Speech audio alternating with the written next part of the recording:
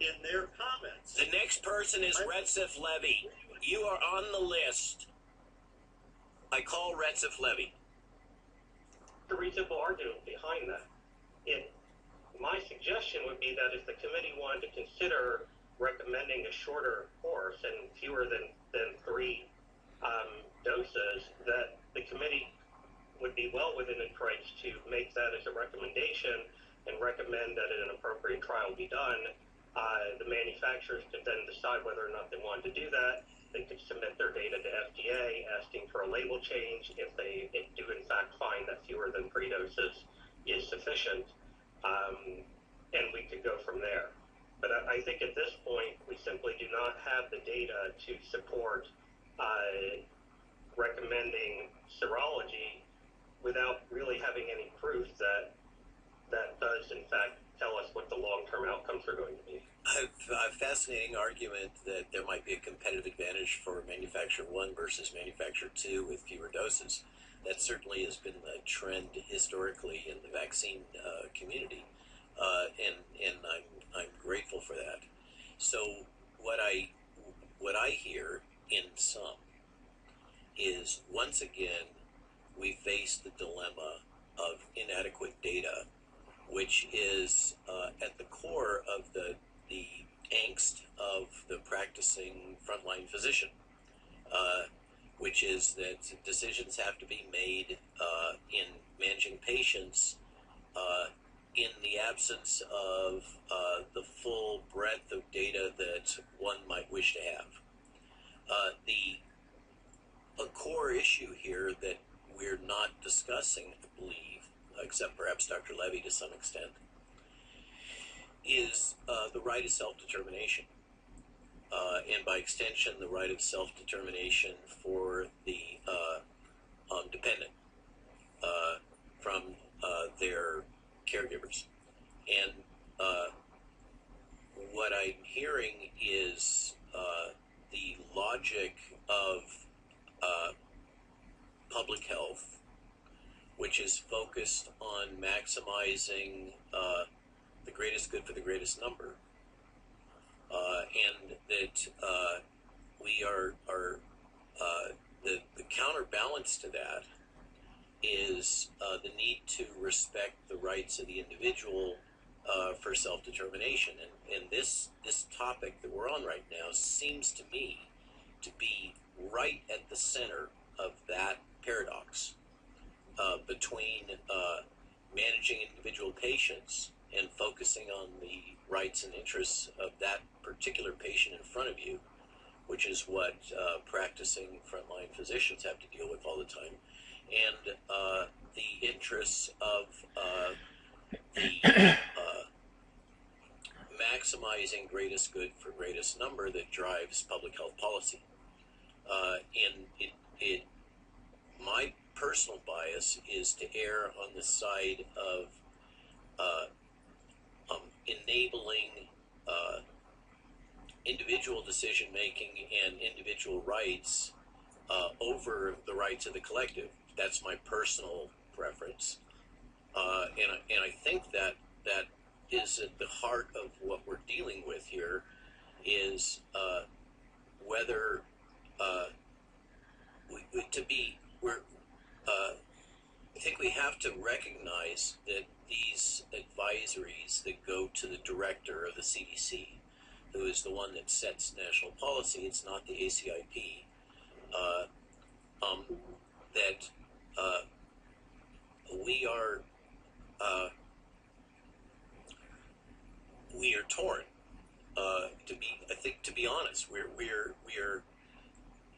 torn by these two conflicting points of view, and that doesn't mean that we're wrong or those that disagree are wrong. It means that there are these two fundamental differences of opinion about the rights of individuals versus the rights of society and the goals and objectives of society.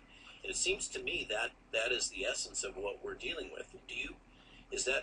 I'm seeing you nod. I'm very grateful to see you assent that this is not a trivial thing, and it reflects fundamental, frankly, philosophical disagreements.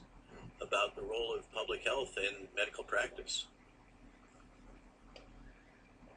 I think actually that we're nearly on the same page in terms of this issue of personal autonomy, informed consent, the doctor-patient relationship, and that is something that is uniquely reflected in U.S. policy and U.S. law, that an individual licensed medical provider has a great deal of discretion to deviate from guidelines, to deviate from label requirements. Off-label use is done all the time. What is important to keep in mind is that ACIP recommendations, CDC recommendations are best recommendation at the policy level or at the population level for the entire country. It's simply not possible for us to look at every single individual case and make a decision about what's best for that particular baby, those particular set of parents. That's why we have individual practitioners who are making those decisions in conjunction with the parent, with adult patients when that's relevant. And I would never want to take that ability away from parents or from providers. What I'm saying is that we need to, if the committee were to do anything, I would encourage you to consider just making a statement that these recommendations, all vaccine recommendations, are recommendations. They should not be treated as mandates. I agree with you that mandates that were put in place, which I'd like to point out were not put in place in almost all cases by CDC or the federal government, but were decisions that were made by state and local jurisdictions, are problematic. And we have a lot of challenges with our culture and our traditions in this country with telling people what they must and must not do. But that's not what we're saying here. We're saying that at the population level, in the majority of cases, this is what the science shows is the best practice. If, speaking to a particular provider, if in working with your patient, the parents of your patient, you feel that that's not what's best for your patient, then that's the reason why you went to medical school. That's the reason why you've been entrusted with a license to practice medicine. And as long as you can justify your decision, then I don't think anyone at CDC is going to criticize you. I am really, really grateful for that honest and open-hearted commentary. I can't. It actually brings tears to my eyes. Thank you so much for that. Now I have to return to my role as chairperson and stop editorializing. No, I'm sorry. You're on the queue. You're on the queue. Okay, the next person. Okay. Not cut off other people in their comments. The next person is Retzef Levy. You are on the list. I call Retzef Levy. Okay, so first I want to join you, Robert. I really, it was a tremendous important statement against mandates. I think it's good to know that we have consensus around that. I want to have quick reaction. So about the multiple, the screening between doses. So if